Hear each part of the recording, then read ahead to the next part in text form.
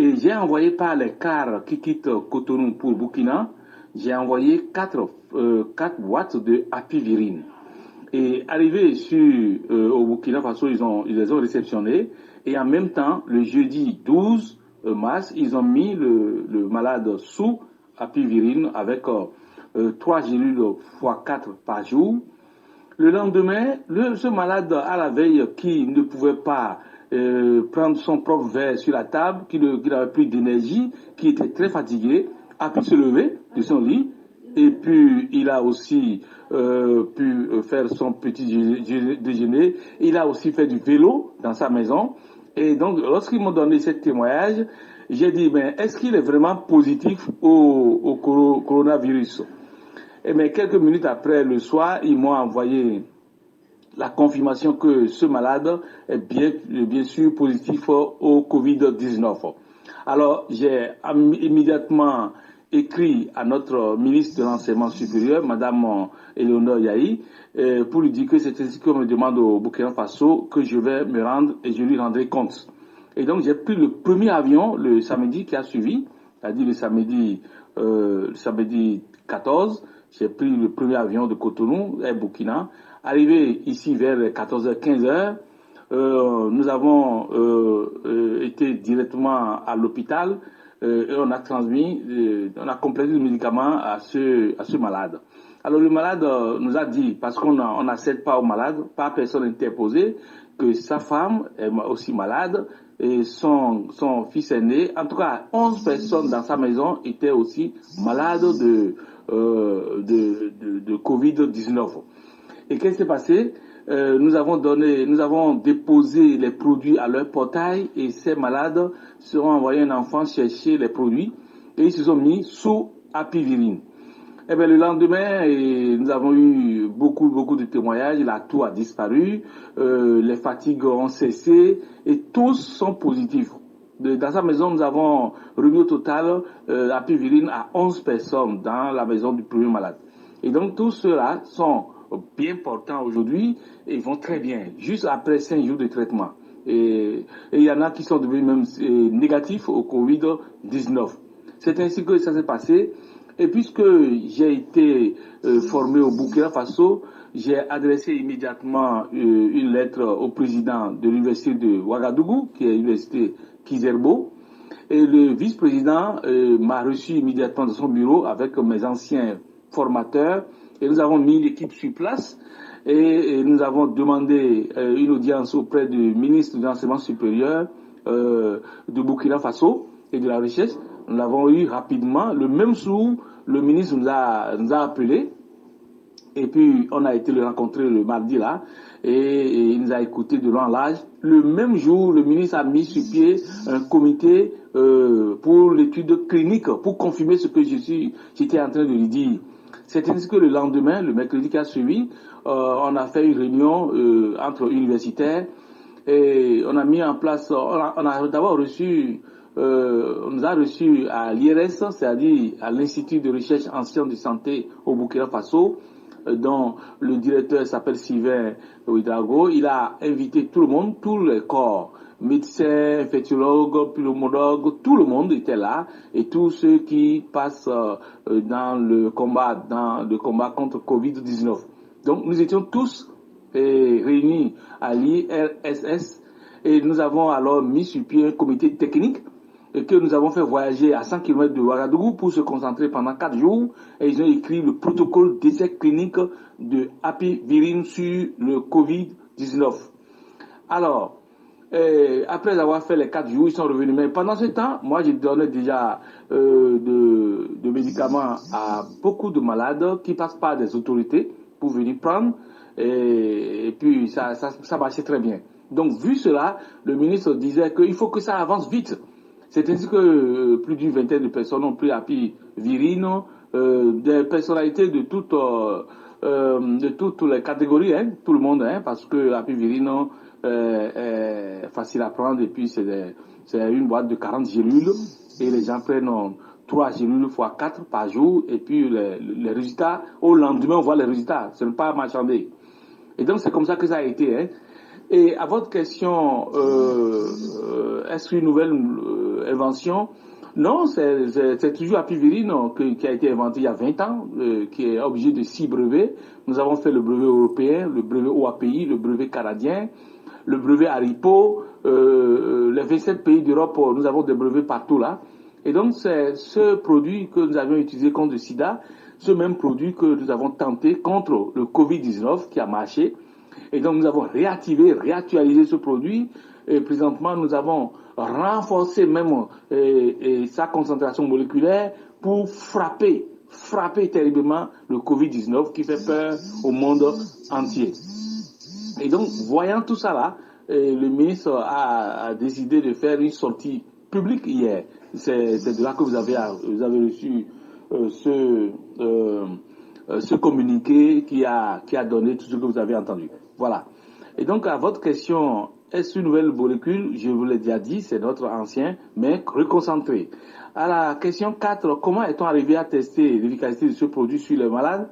Eh bien, écoutez, quand des autorités, des personnalités de haut rang, des gens de marque dans ce pays ont touché au produit et ont remarqué. Je vous informe que la première personne traitée, c'est un Français, hein. C'est un ressortissant français qui vit au Burkina Faso et qui s'est marié au Burkina Faso et qui était malade et qui a été traité. Donc, lui, il a informé tous les Français qui sont au Burkina Faso. Donc, je traite avec beaucoup de gens venus de France et c'est comme ça que ça a évolué. Et comme des personnalités, des gens de toute marque ont touché au produit, c'est comme ça que c'est allé.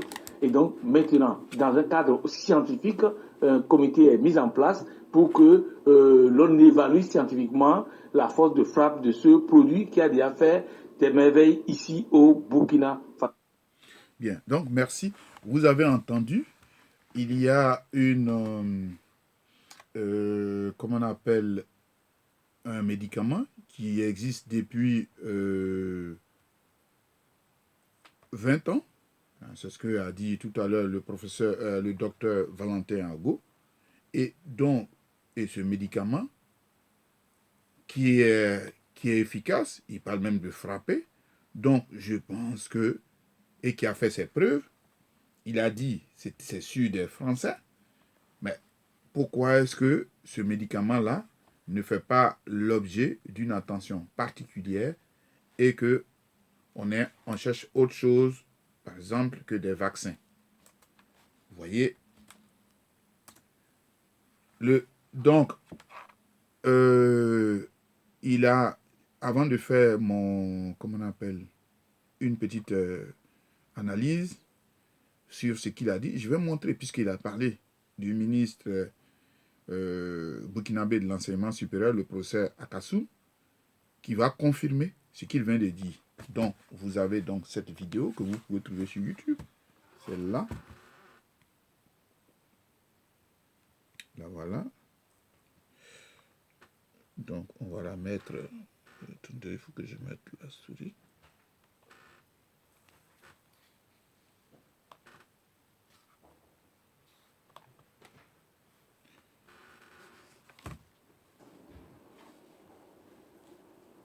Chaque membre du gouvernement, à son niveau de responsabilité, prend des initiatives pour apporter des réponses.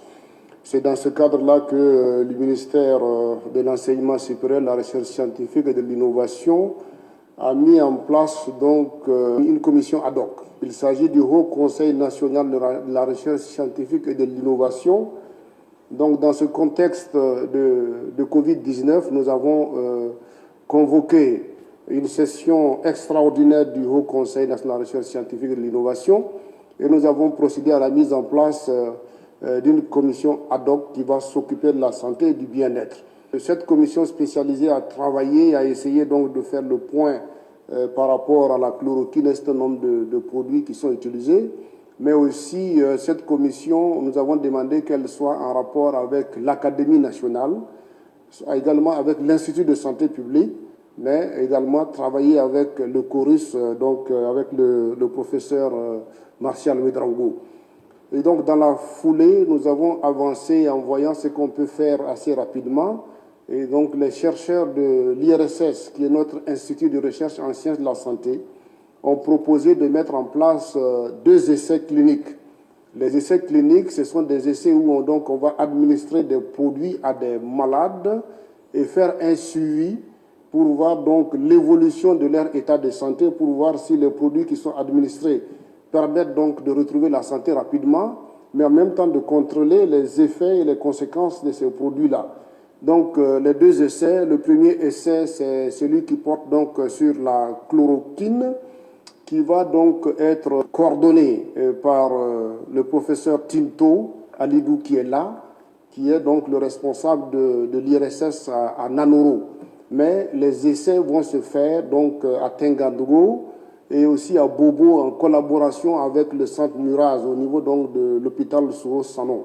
Donc voilà, cet essai-là, il va donc combiner la chloroquine et puis l'azithromycine pour des malades et faire le suivi pour voir si on peut passer assez rapidement à un traitement à la chloroquine pour les malades que nous avons au niveau du Burkina. Ça, c'est le premier essai.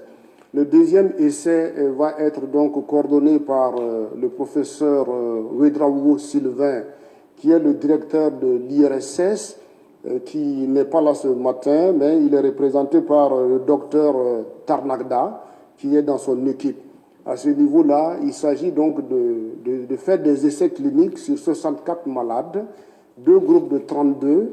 Le premier groupe de 32, on va donc administrer l'apivirine. L'apivirine qui est un produit antirétroviral, mais aussi antiviral. C'est des phytomédicaments qui ont été développés au niveau donc, du Bénin. Et lorsqu'il y a eu les premiers cas, il y a des malades qui ont eu recours à l'apivirine qui est venue du Bénin. Et donc, on a constaté effectivement une amélioration de leur état de santé. Mais pour passer à une utilisation massive de ce produit-là, on a décidé de mettre au point donc, un essai clinique qui va nous permettre donc, d'aller sur un groupe avec l'apivirine et un deuxième groupe avec la chloroquine. Donc, vous voyez, les 2 essais qu'on va conduire, chaque essai va utiliser la chloroquine. La différence, c'est que l'essai que le docteur Ouedraogo Sylvain va conduire va donc tester un phytomédicament. En même temps, son équipe de pharmacologues qui travaille avec beaucoup d'argent de la pharmacopée essaie d'identifier également quelques produits de la pharmacopée au niveau national qu'on va également essayer. Mais pour le moment, les 2 essais vont se contenter de travailler sur la chloroquine avec le docteur Tinto et l'azithromycine, et de l'autre côté sur la chloroquine et l'apivirine. Pour être assez complet sur... Bien. Donc, vous voyez que ce dont a parlé tout à l'heure le docteur Agon Valentin est avéré, puisque ici vous avez le professeur Akassoum, professeur, il est ministre de la recherche scientifique au Burkina Faso, il vient de le confirmer que effectivement il y a, comme il le dit, c'était phytomédicaments, c'est-à-dire des médicaments utilisés à base de plantes, et qui, donc, le docteur Agon Valentin l'a dit, ça fait 20 ans que ça existe, il y a 6 brevets, et qui a déjà fait ses preuves. Mais comme on a utilisé sur un nombre très restreint, lui il a parlé de 16 personnes, on va l'étendre à 32 personnes.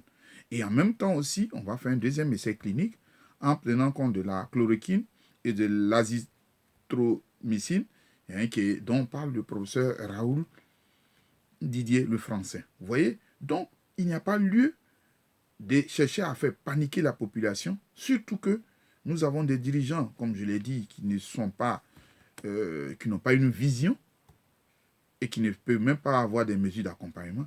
Il vaut mieux plutôt chercher à rassurer dans ces moments qui sont difficiles que de chercher à faire peur. Et aussi ces messages idéologiques dans lesquels M. Macron et toute sa clique s'installent avec M. Billy Gates.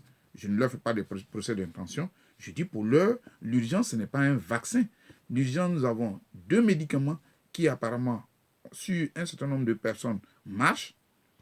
Le Burkina Faso, ici je suis content, fait 2 essais cliniques sur 64 personnes, 32 pour la chloroquine et l'azithromycine, deuxièmement pour l'apivirine, et ces 64 personnes, on verra comment ça va se passer dans un temps très court, ce qui veut dire au bout d'une semaine, voire 2, on aura des résultats que d'attendre 18 mois pour un éventuel vaccin qui va être un peu quelque chose qu'on va nous vendre. Voilà, chers frères, chères sœurs, ce pour lequel j'ai tenu à échanger avec vous et vous constatez avec moi que véritablement on parle de vaccin en Afrique. Je vous dis à l'heure où nous sommes, il n'y a pas de vaccin qui existe contre le Covid-19.